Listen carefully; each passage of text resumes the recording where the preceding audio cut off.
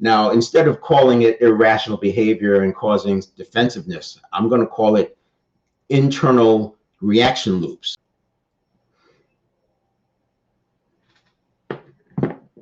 Now, in looking at the conversation for today,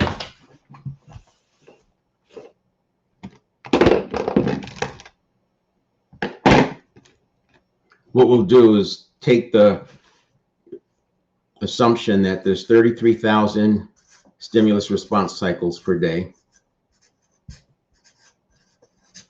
And that means every other second, we're hitting a stimulus response.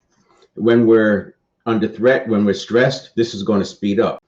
Then, if there's a stressor that comes into play, we get something that's more like this.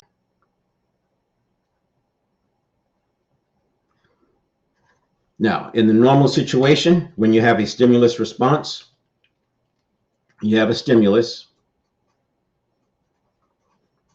and this is external.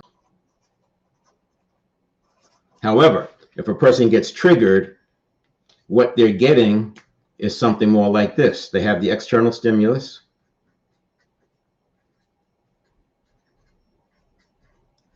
and they get triggered, and that leads to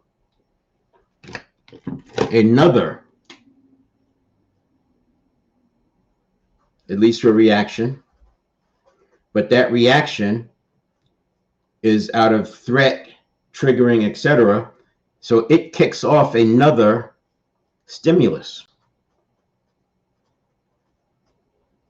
So you can see this, the conscious mind is taken out of play because this thing is in a loop.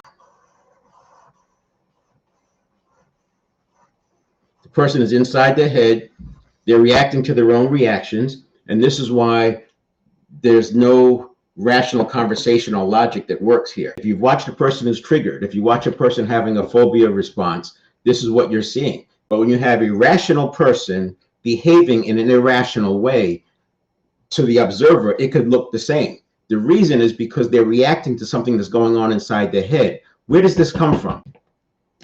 Right? If this is associations, they're from the past.